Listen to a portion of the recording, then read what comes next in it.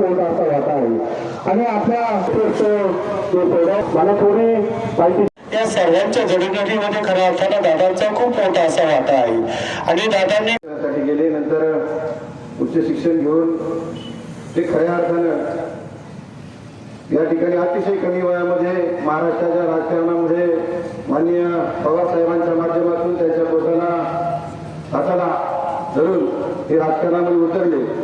परंतु बापू राज्यामध्ये जी काही नेतृत्व झाली व त्यामध्ये आदरणीय गोपीनाथजी मुंडे असतील, आर पाटील असतील आणि विलासराव देशमुख असतील, त्यामध्ये खऱ्या अर्थानं आजच्या कालखंडामध्ये जे महाराष्ट्राचं खमकं नेतृत्व ज्याला आपण म्हणू की त्या ठिकाणी कुठेही लेसपेचं धोरण नाही, करायचं म्हटल्यानंतर करणार, नाही म्हटलं तर नाही।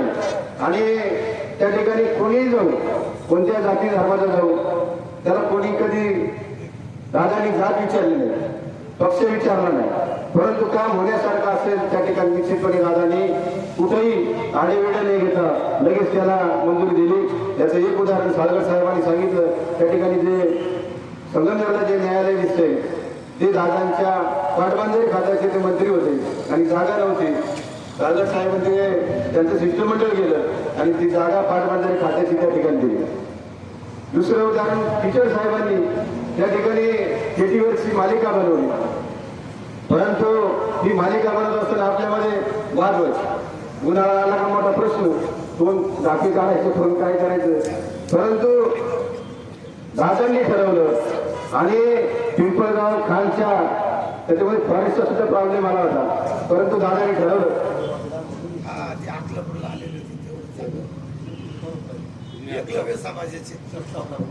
त्या ठिकाणी ते पिंपळगाव खान धरण केलं आणि आज खऱ्या अर्थानं आपण सुजलाम सुफलाम हा मुळांचा काळ झालेला आहे। याचं कारण फक्त आणि फक्त अजितदादा आणि म्हणून या ठिकाणी घारगावची सुद्धा त्यांची लाल जुळली।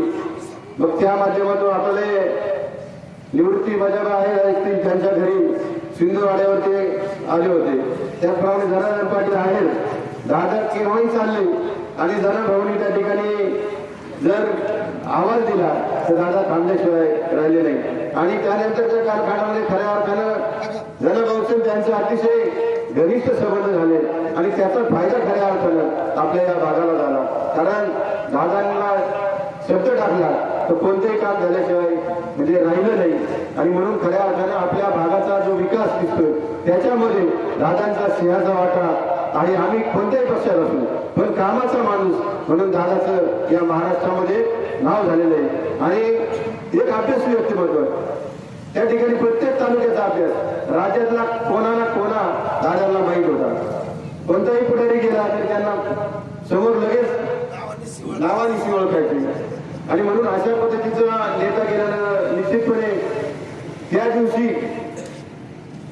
ज्या दिवशी दादा गेले, आम्ही अकलापूरला लांबके साहेब होते, पांडुशेठ वगैरे आम्ही होतो, त्या दिवशी कळालं आणि जनाभाऊला मी सांगितलं असं असं क्रॅश झालेलं आहे, खात्री करून घ्या। पांडुशेठची मला दाखवलं होतं आणि 10 मिनिटामध्ये ती बातमी गेली।